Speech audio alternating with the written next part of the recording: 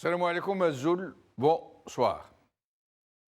Les événements du 11 décembre 1960 ont eu une portée planétaire et sont surtout connus pour leur spontanéité. Le monde entier avait découvert Alger dans la rue, femmes et hommes côte à côte, drapeau au vent, peuple désarmé mais assoiffé de liberté et de dignité qui bravaient la soldatesque française, mais aussi les ultra-pieds noirs qui tentaient d'empêcher l'histoire des peuples de retrouver son cours naturel. Mais, dans les faits, il semble, avec le recul du temps, que ces événements n'ont pas été aussi spontanés qu'il a semblé. Des forces et d'autres étaient à la manœuvre, qui ont tenté de manipuler d'une façon ou d'une autre cette formidable détermination de tout un peuple à la libération de leur pays du joug colonial. La terminologie consacrée de ces événements est décembre à Alger. En fait, le 10 décembre 1960 avait commencé la veille à Ain Mouchent. Le général de Gaulle venait d'arriver à l'hôtel de ville où il devait faire une allocution. Il avait à peine entamé celle-ci que des affrontements éclatèrent entre pieds noirs et musulmans.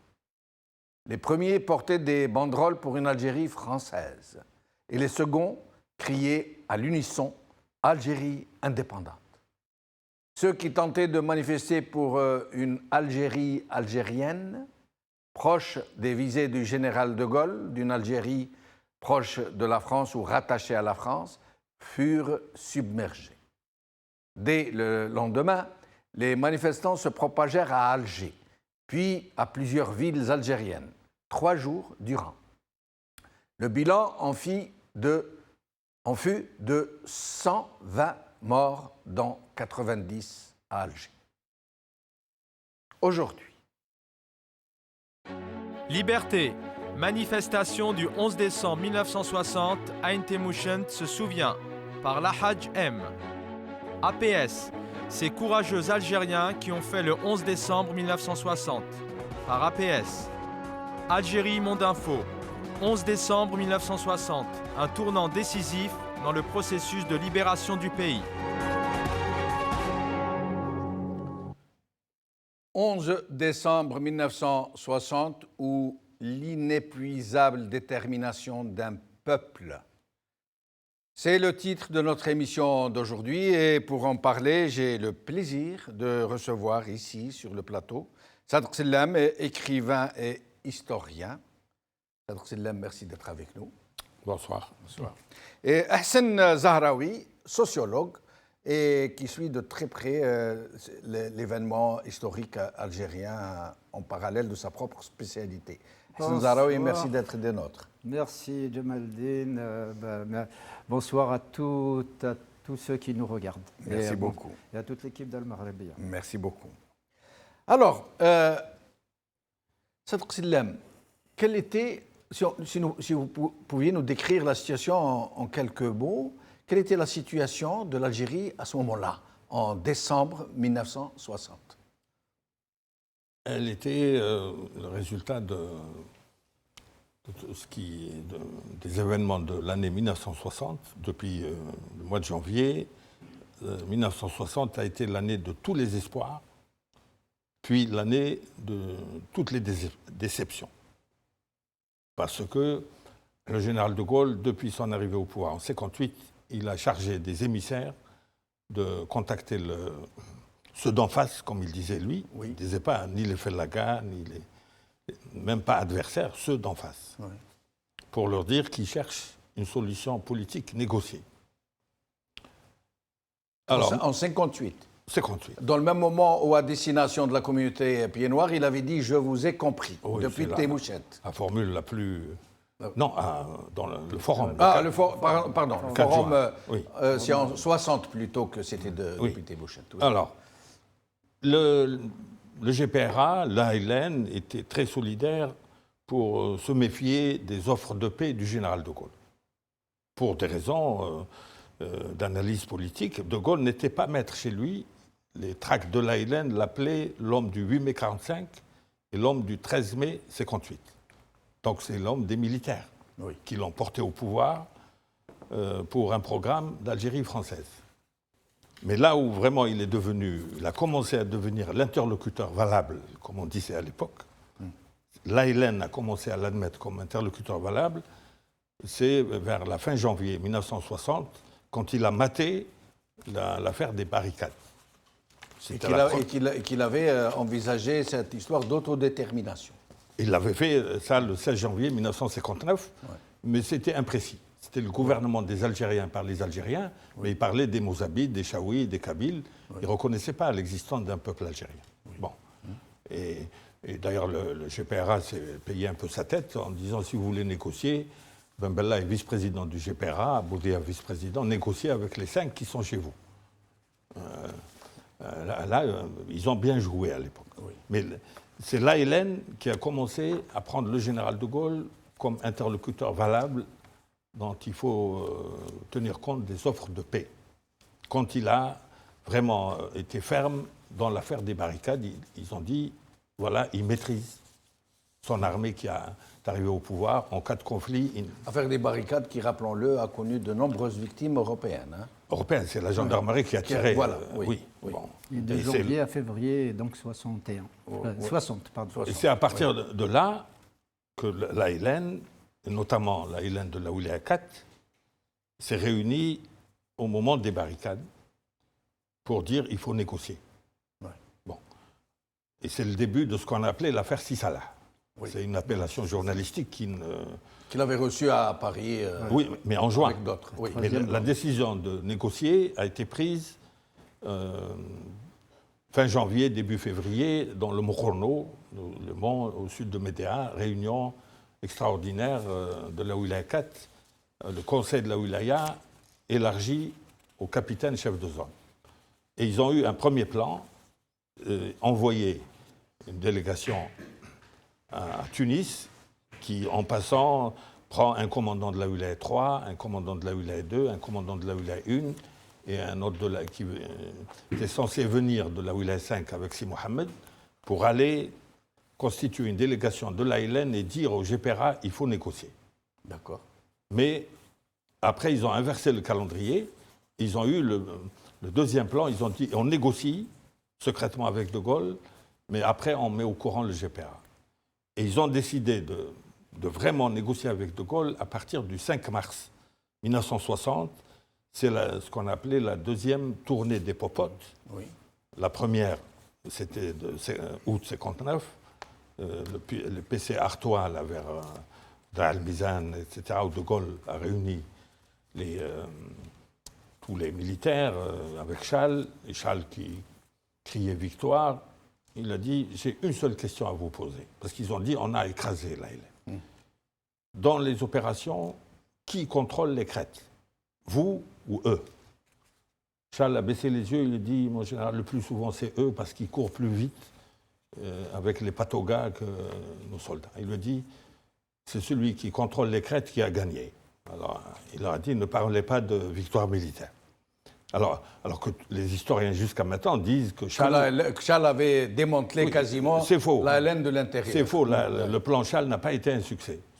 Or, pendant la deuxième tournée des popotes, il s'est arrêté à plusieurs postes, dont le poste de Sebtaziz, au sud de la Wilaya 4, où il y avait beaucoup de harkis, et un responsable politique sectoral de Laïlen, avec la complicité des harkis, il a mis le même uniforme. Ils l'ont infiltré dans la caserne. Il a écouté le discours du général de Gaulle. Et c'est la première fois, dans une réunion fermée, où il a parlé d'Algérie algérienne. Et le ton sur lequel il a parlé à ses militaires, vous êtes là pour faire la guerre, vous ne vous mêlez pas de politique, la politique c'est moi. Et c'est quand ce adjudant sectoral a rendu compte au Conseil de la Wilaya 4, ils ont dit, s'il parle sur ce ton à ses militaires, c'est que vraiment il les contrôle. Et s'il parle d'Algérie algérienne, c'est la rupture totale avec l'Algérie française. On va négocier avec lui. Et oui, mais pas quand il disait Algérie algérienne. Est-ce que ce n'était pas un recul par rapport à l'autodétermination? L'Algérie algérienne rattachée à la France? Non. Est-ce que ce n'était pas une troisième voie entre l'Algérie indépendante et l'Algérie française? L'autodétermination au gouvernement des Algériens par les Algériens, c'était brumeux. Oui. Algérie algérienne, ça veut dire plus question, on l'a appelé ça l'acte de décès de l'Algérie française. D'accord. Et ils ont dit, bon, c'était pas l'indépendance totale immédiate, mais ils ont dit une autonomie interne améliorée avec De Gaulle, ça vaut mieux que d'être gouverné par l'armée des frontières. Parce que la Wilaya 4 s'est aperçu par les Sissalah, Abdellatif, qui ont été en 57 et en 58 à Oujda, ils ont vu l'armée des frontières attend qu'on soit, nous, massacrés, ils arrivent pour prendre le pouvoir. Mieux vaut un résultat plus faible qui ne soit pas l'indépendance avec le général de Gaulle que d'être gouverné dans une pseudo-indépendance par l'armée des frontières. Bon. Hassan Zahraoui, à un certain moment, tout le monde pensait que c'était la manifestation la plus spontanée qu'ait connue la rue algérienne. Or, il semble qu'avec le recul du temps, que ce n'était pas spontané du tout. Certains avancent le fait que c'était le FLN et des gens du GPRA qui avaient tout organisé. D'autres disent que non, c'était tout le contraire, que c'était des proches de De Gaulle qui, voulant apporter un peu de soutien à son Algérie algérienne, sont allés dans les quartiers indigènes, comme on disait, pour pousser les gens à sortir. Et vous, quelle est votre lecture? Jamal Din, d'abord, revenons au contexte. D'accord. Avant 60. Sadek, il n'a pas fait attention, il a dit le 16 janvier 1959 pour l'autodétermination. 16 septembre. C'est 16 septembre. Pour ne pas que les. Alors que Sadek connaît très bien cette date et d'autres faits importants. Janvier 60, c'est les barricades. Oui, voilà. Non, mais tu avais parlé du 16 janvier pour le. C'est pas grave, c'est une rectification importante pour les téléspectateurs. Le contexte. Le contexte, c'est qu'il y a eu la bataille d'Alger. 57, qui a fait beaucoup de mal à la résistance urbaine. Il y a eu le plan Chal, même ce que dit Sadek est vrai, en partie, mais le plan Chal a fait beaucoup de mal. En tout cas, il a laminé quasiment l'ALN. Mais l'ALN... Au profit d'ailleurs de l'armée des frontières, qui est devenue du jour au lendemain... il y a eu beaucoup de pertes. Non, elle n'a pas éliminé. Je termine, Sadek. Sur cette affaire, ça vient d'un malentendu sur un verbe. Au début du plan Chal, il y a eu l'ordre de fractionner les katibas en groupes. Une katiba peut faire jusqu'à 130 Jundi. On les a divisés en groupes de 12, voire en demi-groupes de 6. Et un polémiste comme Soustel, dit les katibas ont été pulvérisés. Et laminés, non. La katiba Zoubiria, au moment des barricades, elle était regroupée et il y avait 3 régiments qui essayaient de l'encercler. Donc on a compris que pour vous, contrairement à ce que prétendent certains historiens, l'ALN n'a pas été laminée par les opérations Chal. Non, c'est Chal qui a dit « Je suis en train de régler le problème algérien par la solution militaire ». Il a été rappelé à l'ordre par l'Élysée. Parce que De Gaulle, quand il lui a dit « Qui contrôle les crêtes ?», quand il lui a dit c'est eux, il a dit donc alors, dans ce cas, vous n'avez rien. Je vous laisse poursuivre. Non, mais donc ce contexte, moi je maintiens qu'ils ont porté un très grand coup au maquisard. Les opérations Chal. Les opérations Chal. Chal, Pierre Précieuse. Mais laisse-moi m'expliquer, s'il te plaît. Ça ne veut pas dire qu'ils ont été laminés. Mais je n'ai pas fini, justement. Peut-être que moi, j'ai été un peu... Il ne me laisse pas finir. D'accord. C'est à ça que je voulais en venir. Donc, il y a eu la victoire, la pseudo-victoire des frontières par le général Chal, le général, comment il s'appelle, Salon, avant Chal. La bataille des frontières a été gagnée. Oui, elle a été gagnée. C'est ce que je viens de dire. Oui. Elle a été gagnée. Donc, il y a eu la bataille d'Alger. Il y a eu donc le plan Chal qui s'est déroulé en plusieurs étapes, qui était encore en cours pour la Wilaya 1. Et donc, ce n'est pas... il y a eu de très lourdes pertes du côté de l'ALN. Mais ceci dit... je rejoins Sadek, et c'est peut-être un malentendu. Ceci dit, l'ALN a développé une stratégie d'adaptation au nouveau contexte créé par justement ce que Charles avait engagé comme opération en vue vraiment de détruire. Notamment d'atomiser les Katibètes, les ramener d'un grand nombre à un tout petit nombre. Les petits nombres, ça servait la LN qui organisait à ce moment-là des attentats, des embuscades, etc. Donc, et pouvoir se fondre plus vite dans la nature. Et on pensait à tort que la question presque militaire était gagnée, à tort, du côté des décideurs, on pensait. Mais la réalité est tout autre. C'est que, d'abord, la LN s'était adaptée à a adopté une nouvelle stratégie. Elle a appelé des mousselines à rejoindre les rangs pour renforcer encore davantage parce qu'il y a eu des grosses pertes, donc il fallait les compenser au moins en partie. Et puis, donc, dans ce contexte général, il faut savoir qu'après le discours quand même du général de Gaulle sur l'autodétermination, dont on vient de parler, et du côté des pieds noirs, du côté des ultras de l'Algérie française, du côté d'une partie de l'armée, on sentait qu'il y a quelque chose qui a basculé quand même d'une certaine manière. C'est un tournant pour eux. Oui, alors que de Gaulle, il était dans une position contradictoire. D'un côté, il est élu par des partisans de l'Algérie française, par l'armée le soutenait dans ce sens. Après son fameux discours de « je vous ai bien compris ». Sûr, tout à fait. Mais de l'autre côté, il savait très bien, moi je ne sais pas, ce n'est qu'une hypothèse, il était profondément convaincu qu'un jour ou l'autre, l'Algérie sera algérienne. Il ne faut pas oublier que le 4 novembre 1960, il a parlé d'une Algérie qui deviendra algérienne un jour ou l'autre. Et ça a fait tilt. Non, la République algérienne. Oui, la République algérienne qui deviendra un jour. Non, la République algérienne, c'est un progrès astronomique par rapport à la formule ambiguë Algérie algérienne. Oui, existera, mais c'était le 4 novembre. Mais c'était le 4 novembre 60, existera, la République algérienne existera. Donc c'était le 4 novembre, c'était important de le souligner parce que c'était avant la manifestation du 11 décembre 1960 qui, de mon point de vue, constitue vraiment un événement majeur dans le processus de la révolution algérienne. Donc, mais justement, alors la question. En fait, le 10 décembre avait commencé le 9 décembre. Bien sûr, tout à fait. Mais il n'a pas commencé à Alger. Non. Il a commencé à Intemouchen. Bien sûr, c'est là que le général de Gaulle arrive. De Gaulle arrive à l'hôtel de ville, absolument. Il devait faire une allocution. Voilà. Et là, il a été interrompu par des affrontements entre à l'époque, comme on les appelait, les Européens et les musulmans. Oui, et les indigènes. Et là, il a dû s'éclipser, partir en catastrophe. Tout à fait. Et il y a eu des morts. Et le lendemain, ça part à Alger. Oui. Alors, cette histoire de spontanéité, est-ce que réellement les manifestations qui ont commencé à Temouchen pour aller à Alger, puis pour partir après à Alger, Oran, Constantine, Sidi Bel Abbas, Chlef, Belidab, Jayat, Yepaza et d'autres, est-ce que c'était spontané ou est-ce que c'était, comment dirais-je, instrumenté par le FLN et le GPRA ou est-ce que c'était instrumenté par les pro-gaullistes qui voulaient faire amener les populations indigènes, comme il disait, à soutenir De Gaulle? Certains prétendent que c'est les pro-gaullistes qui avaient, dans un premier temps, essayé de tenter d'organiser cette manifestation. Le sociologue que je suis pourrait vous dire qu'il n'y a jamais de manifestation de masse d'une telle envergure spontanée. Et pourtant, les historiens trancheront à l'avenir, Sadek y compris, pourtant, il y a quelque chose de spontané aussi dans cette manifestation.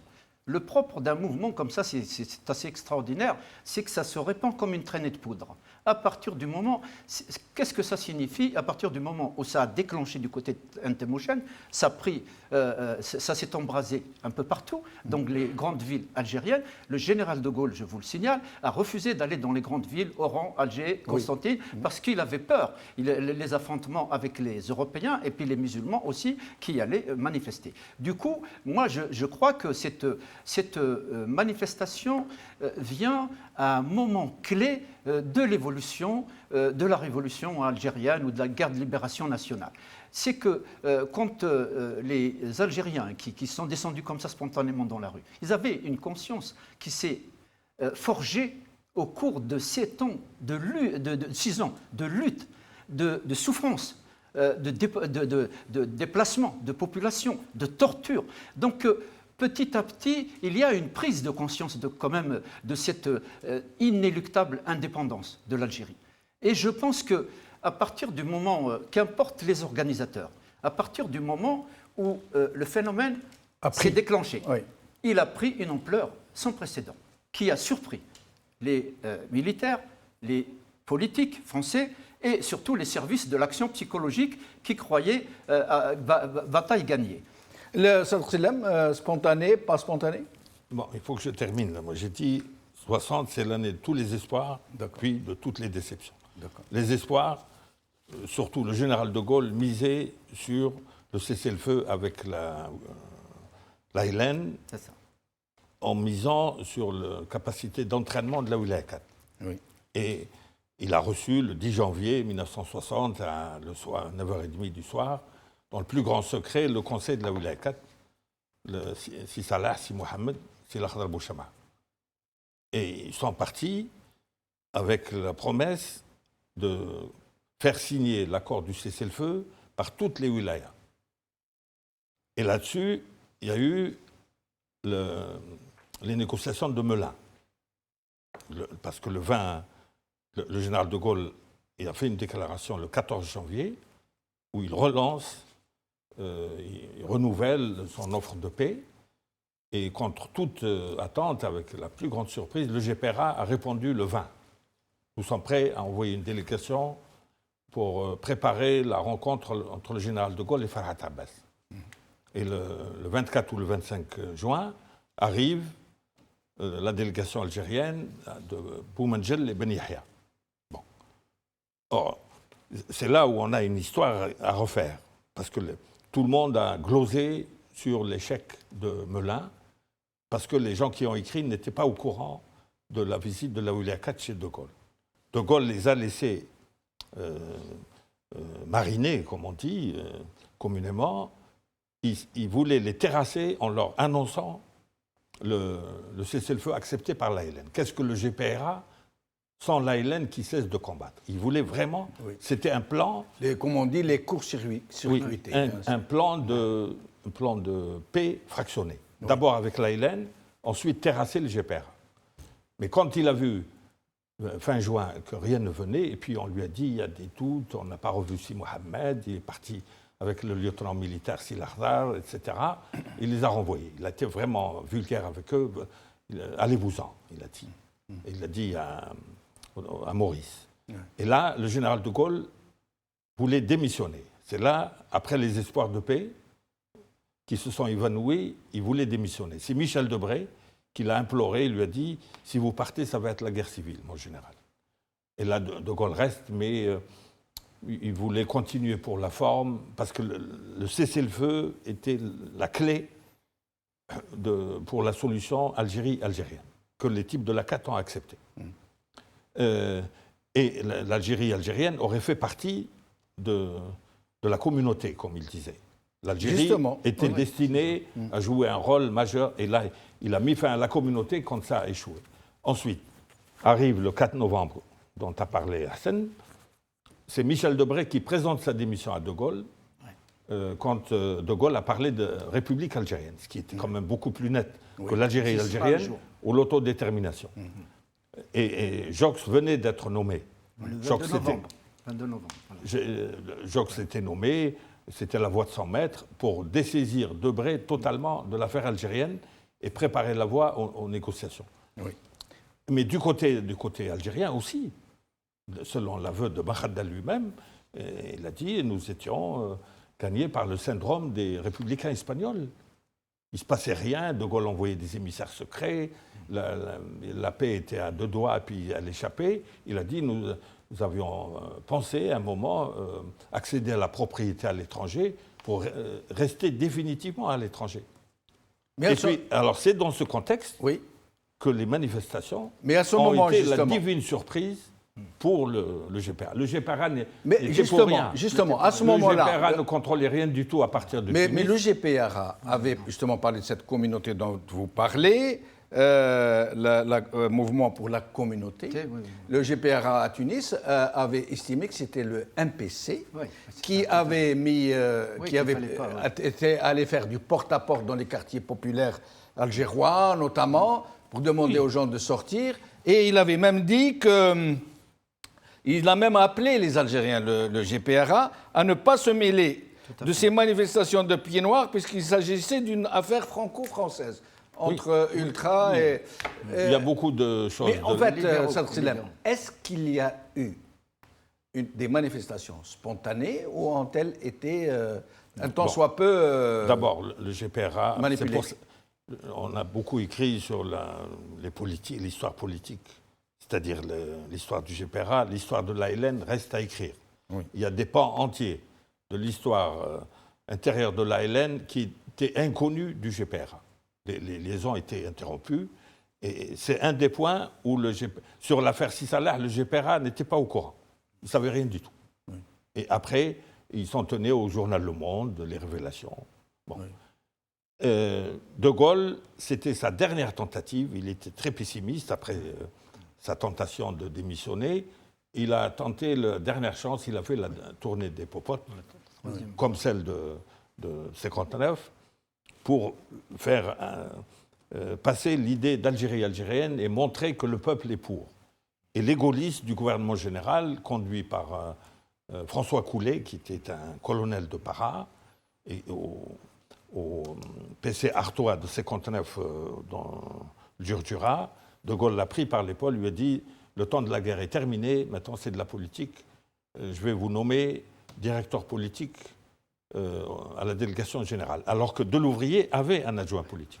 Mais De Gaulle voulait un homme à lui pour contrer l'action psychologique dont parle Arsène, qui intoxiquait comme les colonels algériens qui ont manipulé la presse jusqu'à il n'y a pas longtemps. Pourquoi certains pensent qu'il y a eu recul entre les déclarations de De Gaulle sur l'autodétermination et sa fameuse formule d'Algérie algérienne? Ce n'est pas un recul. Mais certains pensent que Algérie algérienne était moins claire qu'autodétermination des Algériens. Non, Algérie algérienne, c'est beaucoup plus... il a parlé de Algérie gouvernement... algérienne rattachée à la France. Non, on a le détail dans les négociations secrètes entre Bernard Tricot et la Wilaya 4. Bernard Tricot leur a dit « Vous aurez plus que l'autonomie interne que Bourguiba a eu en 1955. » ou Mohamed V au début. De Gaulle est prêt à aller aussi loin que possible pour la promotion de l'Algérie. Vous, les combattants, vous avez la prééminence parce que pour votre courage, mais le général vous recommande d'associer à la gestion de l'Algérie les administratifs, les francophones, les francophiles qui étaient dans l'administration. Ils ont accepté ça. Et ça aurait été une solution démocratique, puisque les types de la CAT s'en remettaient à la décision du peuple, parce qu'il y avait un référendum en vue. Or, on a une déclaration du capitaine Abdelatif, un des négociateurs de Médéa. Il a dit « Le peuple qui nous a portés à bout de bras pendant 6 ans, il ne va pas nous lâcher, il va voter comme on lui dira. » Donc c'était des gens de vrais analystes politiques, les 3 ou 4 négociateurs de la Wilaya 4. Oui. Et leur exécution a été une erreur monumentale au moment du retournement. Oui. Et donc, De Gaulle voulait aller aussi loin que possible, parce qu'il avait quand même son opinion. Il a dit « Je suis le seul au Conseil des ministres à croire à l'indépendance de l'Algérie. » Les ministres, ils obéissaient beaucoup plus qu'ils n'adhéraient à ses vues. Et donc, il voulait montrer à l'opinion française que les musulmans acceptent l'Algérie algérienne. Or, à Temouchent, le slogan, c'était « Algérie algérienne, vive De Gaulle », avec quelques exceptions. À Orléansville, il y avait un plan d'assassinat par la pré-OAS. D'ailleurs, on lui a changé de trajet. Les premiers groupuscules commençaient... Une fois à Alger, c'était la grande surprise, mais nous savons maintenant que, après la zone autonome de fin 1957, il y a eu plusieurs tentatives de réorganiser Alger qui ont toutes échoué, dont une tentative qui a facilité la bleuite. Un chef de Nahia, de Dra al-Mizan ou de Michelet, il s'occupait des Algérois originaires de sa région. Donc ça a facilité le travail du capitaine Léger pour envoyer le fameux intox. Après, le CNRA a demandé à la Wilaya 4 de créer la zone 6, c'est-à-dire Alger, qui cesse d'être zone autonome, plus la Mitija, ça a été la zone 6. Et il a nommé le capitaine Bousmaha, dit Barouakia, chef de la zone 6, mais il a été arrêté, je crois, le 25 novembre. Mais c'est un de ses lieutenants, le lieutenant Zoubir, qui a joué un rôle de catalyseur. C'est-à-dire qu'il a envoyé, je crois, Hassan était avec moi il y a 2 ou 3 ans, on a fait une célébration dans le sous-sol d'un restaurant du 11e arrondissement. Et dans la salle, il y a quelqu'un qui m'a dit, j'avais 16 ans à ce moment-là, et j'étais au rond-point du Golfe, et une voiture montait de Bermondresse, au feu rouge. On ne le connaissait pas, il a dit, demain à Bellecour à telle heure. Il a dit, on est tous venus. Donc le peuple était prêt. Ce type-là, il était de la zone 6 en civil. Donc, la zone 6 de la Oulia 4 a joué le rôle de catalyseur, mais le peuple était mûr. Donc c'est la rencontre entre les deux. Alors une question que je vais vous poser tous les deux. Il faut que je parle un peu plus. Oui, bien sûr, évidemment. Vous allez vous rattraper. Pour jouer le... Ah oui. Non, Sadek, il peut parler des heures, et c'est vrai qu'il est compétent. Il est inépuisable, et on ne s'ennuie jamais à l'écouter. Voilà. Alors, ce que je voulais savoir, ce que tous les Algériens veulent savoir, pourquoi tout le monde dit de ces manifestations, comme on a quand même fait 120 morts, hein, 120 morts dans 90 juste à Alger. Et des centaines de blessés. Et des centaines de blessés. Là, à l'enterrement je ne me rappelle pas du nom d'une petite fille de 13 ans, on a tiré sur la foule. Alors que voilà. Donc on a continué de tirer sur les Algériens. Pour dire que ça n'a pas été manifestation. Mais pourquoi tout le monde dit du 10 décembre 1960, en fait ce n'est pas le 10, c'est le 9, le 10, le 11 et le 12. Alors pourquoi tout le monde dit que c'était le dernier virage de la révolution algérienne et un instant absolument décisif? Pourquoi ces événements ont-ils été décisifs? De mon point de vue, ces événements sont décisifs, comme Sadak venait de le dire. L'année 60, c'était des déceptions, mais en même temps aussi des espoirs. Mais il y a une forme de lassitude quand même, de cette guerre qui dure, qui ne s'achève pas. À ce moment-là, elle avait 6 ans. Absolument. 6 ans, oui, 6 ans de guerre. Oui, c'est plus, c'est 6 ans, mais c'est pas à peu près 6 ans. Oui, plus, oui, à peu près. Novembre 54. Oui, 54, donc 60, 6 ans, 6 ans, plus de 6 ans, un mois ou deux plus de 6 ans. Mais il y a une espèce de ras-le-bol, quelque part, du côté français. Il s'est interrogé pourquoi cette armada, il ne faut pas oublier, Djemeldine, qu'ils avaient mobilisé jusqu'à presque 500 000 hommes face à un peuple, des hommes qui sont partis avec de simples fusées. Non, il y avait 1 million d'hommes armés. 500 000, c'est l'armée régulière. Oui, on parle en plus du contingent. Oui, il y en a. Non, les unités territoriales, les harkis, les gardes mobiles faisaient plus de mal que l'armée régulière. Oui, bon. 500 000... S'il te plaît, tu as parlé suffisamment pour que je puisse continuer. Mais sans verrer, on peut échanger, on peut réagir. Quand on divise par 2 les effectifs, ça mérite d'être corrigé. Je n'ai pas divisé. J'ai dit de l'armée régulière et je maintiens. Je maintiens devant tous les téléspectateurs et téléspectatrices. Je dis que c'est... Vu le potentiel militaire mis en face, et pas parler évidemment des harkis, des supplétifs, etc. C'est l'armée. L'armée, c'est énorme, face à un peuple, à l'époque, 7 millions d'habitants en 54. On ne sait pas très bien, 7, 8, on n'a pas la démographie précise, mais bon, ça tourne autour de 9 millions peut-être. Mais c'est avec hypothèse seulement, pas une interrogation. Mais une armée de cette envergure, face à un peuple qui n'était pas la 4e puissance armée du monde. Il faut dire qu'à l'époque, la France était considérée comme l'une des plus puissantes armées du monde. Absolument. Et elle occupait un rôle important. Ils se sont dit 6 ans de guerre et nous ne sommes pas arrivés à nos fins. Donc il y a du côté des militaires donc l'option vers l'Algérie française, parce qu'ils ne voyaient pas d'autres issues, parce que la bataille, aussi bien, Sadek l'a souligné à juste titre, aussi bien dans les maquis que dans le monde urbain qu'on croyait éteint. C'est ça le problème, l'intérêt du 10 décembre, 8, 9, 10, 11, 12 décembre 1960. C'est que on pensait que du côté, on essaye de maîtriser les montagnes, donc les maquis, on a fait la bataille d'Alger, on s'est dit, l'action psychologique, dont on a parlé tous les deux, on s'est dit, ça y est.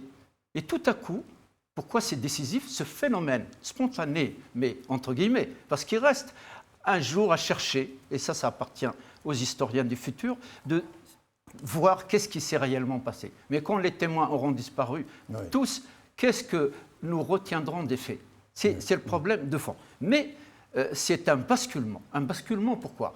Parce qu'elle signifie, non pas la victoire militaire, mais la victoire politique de l'armée. Et c'est à ce moment-là où, sur les murs d'Alger, a fleuri la fameuse formule un seul héros, le peuple. Absolument. Sorti le 10 décembre 1960. Alors, contrairement à la propagande du côté français, aussi bien interne qu'externe, au plan international, c'est que on disait que le peuple algérien, maintenant, ça y est, on l'a fait suffisamment taire pour qu'il ne se manifeste pas. Or, il s'est manifesté de façon extraordinaire, et je voudrais ici rendre hommage à toutes les victimes, aux blessés, à leurs familles, avoir une pensée profonde à ces martyrs qui étaient venus, comme ceux du 17 octobre 1961, les mains nues, à ceci près que celle du 17 octobre, on sait qu'elle avait été organisée, etc.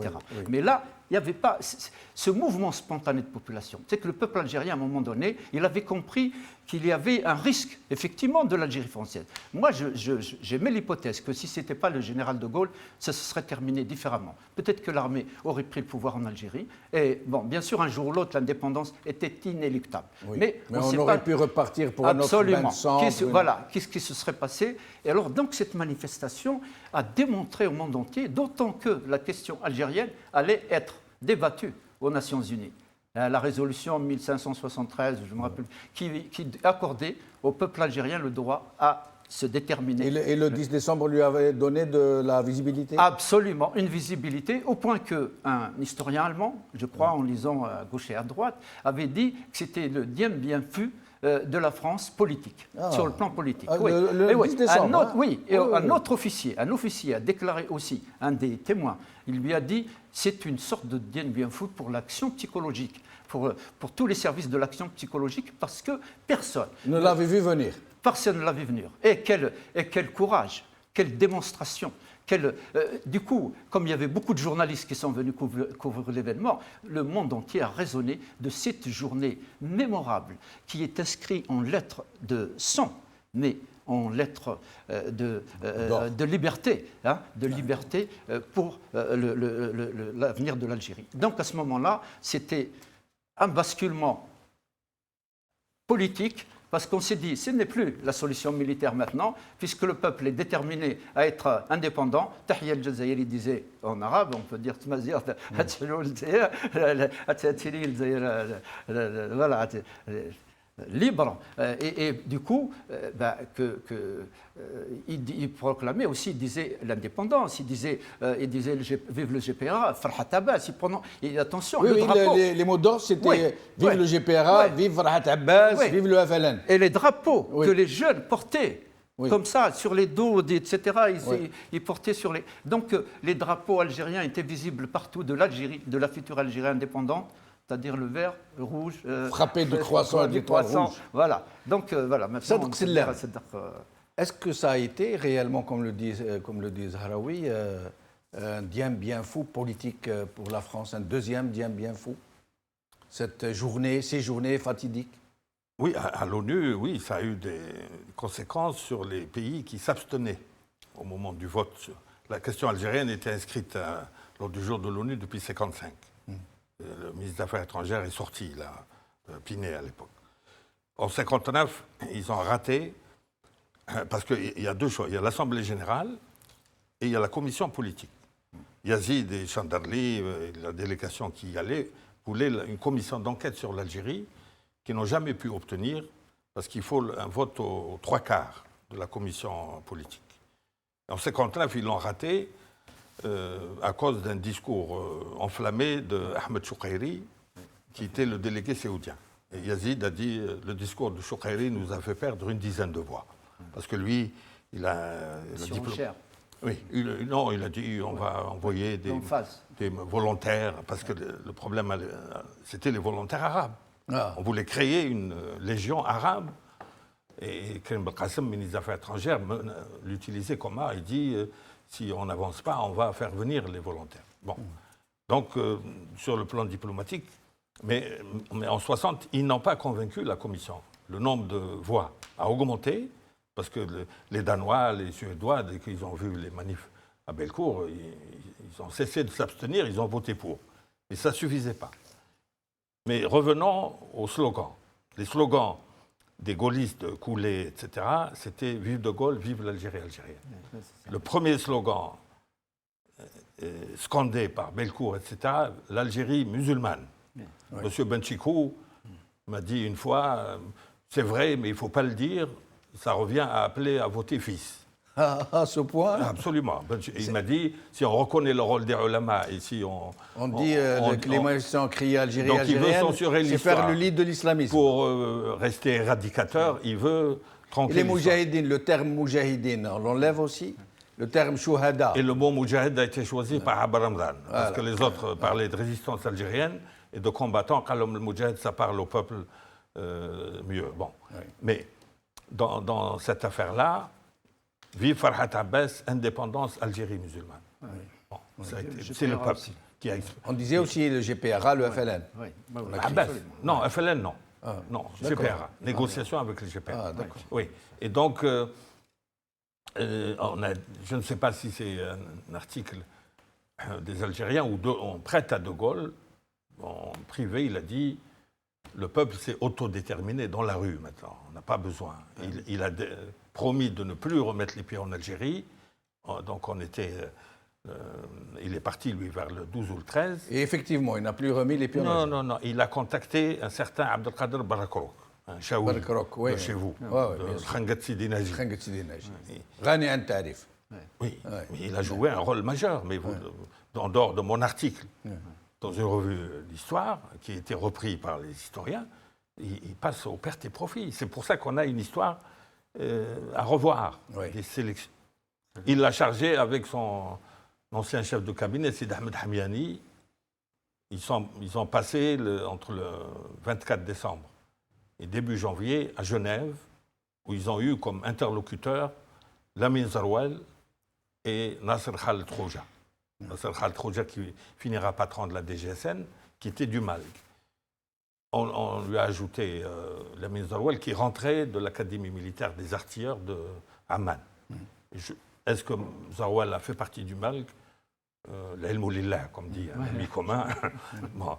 Mais il a envoyé avec un questionnaire où il a dit moi j'ai publié la note ultra confidentielle que Barakrouk a remis à De Gaulle. Oui. Il a testé, par exemple, si la France se retire, est-ce que vous céderez Mers el-Kébir aux Russes? Il lui a dit, mais jamais de la vie, on est anticommuniste. Et c'est cette note-là, début janvier, remise par De Gaulle, qui a convaincu De Gaulle d'envoyer Georges Pompidou. On parle beaucoup de la pré-négociation par Pompidou en février à Lucerne et à Neuchâtel avec Boumengel et Boulharouf. Mais la voie avait été préparée par Barakrouk. Et Sidi Ahmed Hamiani, De Gaulle n'a envoyé Pompidou que quand il a eu la certitude que la négociation allait avancer malgré les difficultés, comme celle du Sahara. Oui. Mais c'est à partir de là où De Gaulle a dit c'est fini les contacts secrets, les émissaires, les auto-émissaires, parce qu'il y en avait beaucoup qui se croyaient. Il est passé à la pré-négociation avec le terrain déblayé par Abdelkader Barakrouk et Sidi Ahmed Hamiani. Et Sidi Ahmed Hamiani a été nommé premier préfet d'Alger. Et alors Barakrouk n'est pas rentré. On peut faire une émission là-dessus. Pourquoi? Parce que Sidi Ahmed Hamiani était de Marnia et le président algérien était de Marnia. Et Barakrouk, je vous dirai la prochaine fois pourquoi on voulait le garder ici. Après, ce sera avec plaisir pour cette alors après, pour revenir aux chiffres, on est passé à ce qu'on appelle la pré-négociation. Ce n'est pas les contacts secrets. À Lucerne et à Neuchâtel, il y avait un hôtel qui avait une entrée par la France et une entrée par la Suisse. Pompidou est rentré côté français et Boumengel côté suisse. Pratique, ça, et avec une table longue où ils se sont passés. Et la table n'était pas divisée en deux par la frontière? Non, ils se sont parlé là, ils ne se sont pas approchés. Alors, ils étaient en guerre, mais il était chez Rothschild, Pompidou à l'époque, il a mis les pouces là sous les bretelles. Les bretelles, oui. Et puis il avait bien préparé, mais il faisait semblant d'improviser. Il a commencé par dire « Je ne vous ferai pas de cadeau ». Boumengel lui a dit « Mais c'est vous qui avez demandé à me voir ». Voilà. Oui. Réponse du berger à la bergère. Deuxièmement, votre armée a été battue, vous n'avez pas intérêt à résister. Il lui a dit, c'est pour ça que vous immobilisez 1 million d'hommes. Une armée qui a été battue, on n'a pas besoin d'1 million d'hommes. Et les chiffres exacts, parce que les unités territoriales, c'était 220 000, 180 000 harkis, plus les gardes mobiles, ça fait 1 million, plus les 500 réguliers. Allez, alors comme on arrive à la fin de l'émission, moi j'ai une question très très intéressante, en même temps très délicate, très polémique, que je voudrais vous poser à tous les deux. Je commencerai par vous, Hassan Zahraoui, je vous donnerai la parole ensuite, Sadr Sillam. Beaucoup de gens disent que c'est De Gaulle qui nous a donné l'indépendance parce qu'il en avait marre et tout et tout. Et il y a une phrase c'est les DAF qui disent ça. Il y a des gens qui disent ça. Ceux qui ont rejoint l'ALN en 61. Voilà, entre autres. Oui. Mais il y a aussi un témoignage dont on nous dit qu'ils sont fascinés par De Gaulle, les DAF. oui. D'ailleurs, même Bouteflika lui-même était fasciné par De Gaulle, puisqu'il l'imitait, malgré la différence de taille qui les sépare. Oui.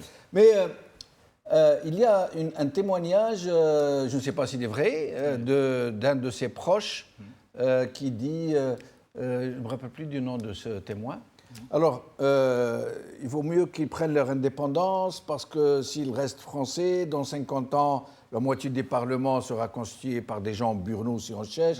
Vous les avez vus, ces Arabes. Et il dit, et Colombey, les deux églises deviendraient Colombey, les deux mosquées. C'est la couture, je crois, hein, c'est la couture. Non, pas du tout. Cette phrase de Colombey, les deux églises. Alain Peyrefitte, D'abord, est-ce qu'elle est vraie? Oui, non, elle est rappelée.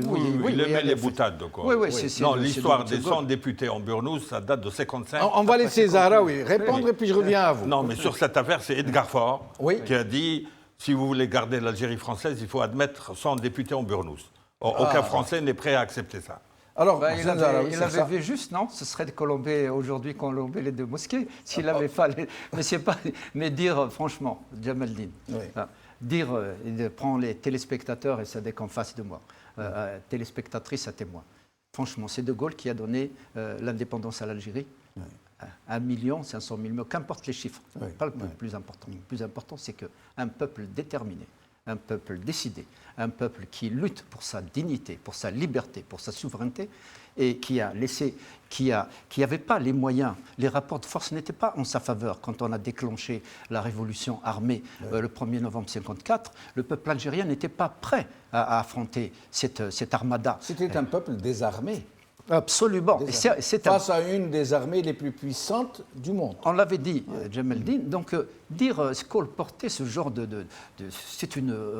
c'est inacceptable. C'est d'abord un manque de reconnaissance de la résistance, un manque de reconnaissance de la résistance du peuple algérien et du combat qu'il a mené sans merci durant 7 ans et demi, acceptant les brimades, les tortures, les zones interdites, les déplacements de population, les bombardements de villages. Et donc, c'est vraiment mépriser le peuple algérien. Or, le peuple algérien, c'est lui qui a arraché cette indépendance au prix du sang, mais avec la liberté, au bout des fusils. Alors, Sadr Sillam, moins de 2 minutes, nous arrivons à la fin. Cette histoire de Colombey, les deux églises, c'est De Gaulle qui a donné l'indépendance aux Algériens.